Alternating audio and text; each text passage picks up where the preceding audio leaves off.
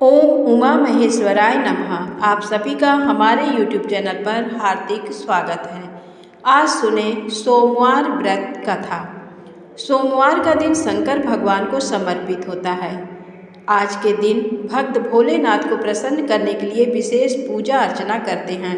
कुछ लोग आज के दिन व्रत भी रखते हैं ताकि शिव की विशेष कृपा प्राप्त की जा सके। बाबा भोलेनाथ के आशीर्वाद के लिए आप भी सोमवार का व्रत कर रहे हैं तो शिव व्रत कथा को पढ़कर या सुनकर इस उपवास को पूरा करें। नारद पुराण के अनुसार सोमवार व्रत में व्यक्ति को प्रातः स्नान करके शिव जी को जल और बेलपत्र चढ़ाना चाहिए तथा शिव गौरी की पूजा करनी चाहिए। शिव पूजन के बाद सोमवार व्रत कथा अवश्य सुननी चाहिए। इसके बाद केवल एक समय ही भोजन करना चाहिए। साधारण रूप से सोमवार का व्रत दिन के तीसरे तक होता है, मतलब शाम तक रखा जाता है। सोमवार व्रत 3 प्रकार का होता है: प्रति सोमवार व्रत, सौम्य प्रदोष व्रत और 16 सोमवार का व्रत। आइए जानते हैं सोमवार व्रत की कथा। एक समय की बात है, किसी नगर में एक साहूकार रहता था। उसके घर में धन की कोई कमी नहीं थी, लेकिन उसकी कोई संतान नहीं थी। इस कारण वह बहुत दुखी था। पुत्र प्राप्ति के लिए वह प्रत्येक सोमवार व्रत रखता था और पूरी श्रद्धा के साथ शिव मंदिर जाकर भगवान शिव और माँ पार्वती जी की पूजा करता था। उसकी भक्ति देखकर एक दिन माँ पार्वती प्रसन्न हो गई और भगवान शिव से उस साहूकार की मनोकामना पूर्ण करने का आग्रह किया। पार्वती जी की इच्छा सुनकर भगवान शिव ने कहा कि हे पार्वती, इस संसार में हर प्राणी को उसके कर्मों का फल मिलता है और जिसके भाग्य में जो हो उसे भोगना ही पड़ता है। लेकिन माँ पार्वती जी ने साहूकार की भक्ति का मान रखने के लिए उसकी मनोकामना पूर्ण करने की इच्छा जताई। माता पार्वती के आग्रह पर शिव जी ने साहूकार को पुत्र प्राप्ति का वरदान तो दिया, लेकिन साथ ही ये भी कहा कि उसके बालक की आयु केवल 12 वर्ष होगी। माता पार्वती और भगवान शिव की बातचीत को साहूकार सुन रहा था। उसे ना तो इस बात की खुशी थी और ना ही दुख। वह पहले की भांति शिव जी की पूजा करता रहा। कुछ समय के बाद साहूकार के घर एक पुत्र का जन्म हुआ। जब वो बालक 11 वर्ष का हुआ तो उसे पढ़ने के लिए काशी भेज दिया गया। साहूकार ने पुत्र के मामा को बुलाकर उसे बहुत सारा धन दिया और कहा कि तुम इस बालक को काशी विद्या प्राप्ति के लिए ले जाओ और मार्ग में यज्ञ कराना। जहाँ भी यज्ञ कराओ वहाँ ब्राह्मणों को भोजन कराते और दक्षिणा देते हुए जाना। दोनों मामा भांजे इसी तरह यज्ञ कराते और ब्राह्मणों को दान दक्षिणा देते काशी की ओर चल पड़े।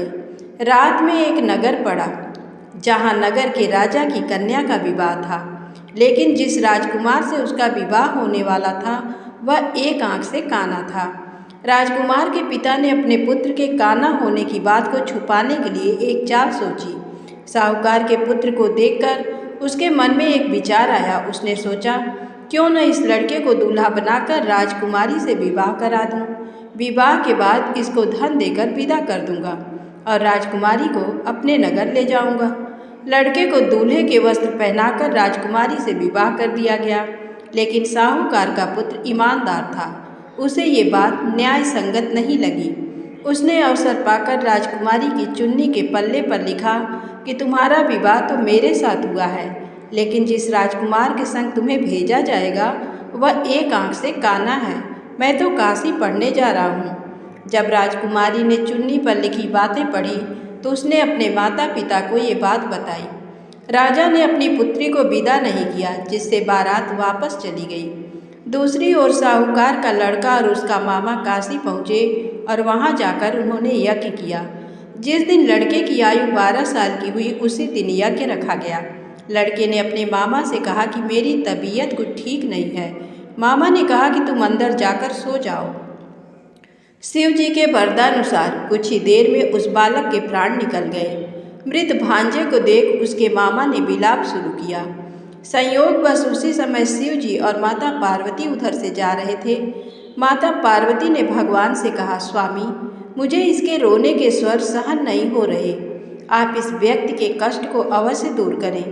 जब शिव जी मृत बालक के समीप गए तो वह बोले कि ये उसी साहूकार का पुत्र है जिसे मैंने 12 वर्ष की आयु का वरदान दिया। अब इसकी आयु पूरी हो चुकी है।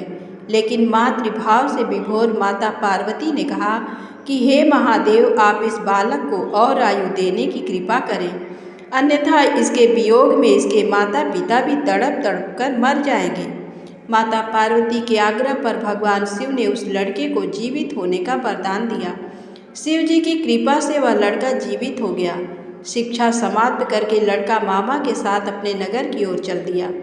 दोनों चलते हुए उसी नगर में पहुँचे जहाँ उसका विवाह हुआ था। उस नगर में भी उन्होंने यज्ञ का आयोजन किया। उस लड़के के ससुर ने उसे पहचान लिया और महल में ले जाकर उसकी खातिरदारी की और अपनी पुत्री को विदा किया। इधर साहूकार और उसकी पत्नी भूखे प्यासे रहकर बेटे की प्रतीक्षा कर रहे थे। उन्होंने प्रण कर रखा था कि यदि उन्हें अपने बेटे की मृत्यु का समाचार मिला तो वह भी प्राण त्याग देंगे, परंतु अपने बेटे के जीवित होने का समाचार पाकर वह बेहद प्रसन्न हुए। उसी रात भगवान शिव ने व्यापारी के स्वप्न में आकर कहा, हे श्रेष्ठी, मैंने तेरे सोमवार के व्रत करने और व्रत कथा सुनने से प्रसन्न होकर तेरे पुत्र को लंबी आयु प्रदान की है। इसी प्रकार जो कोई सोमवार व्रत करता है या कथा सुनता है और पढ़ता है, उसके सभी दुख दूर होते हैं और समस्त मनोकामनाएं पूर्ण होती हैं। बोलिए भगवान भोलेनाथ की जय। धन्यवाद।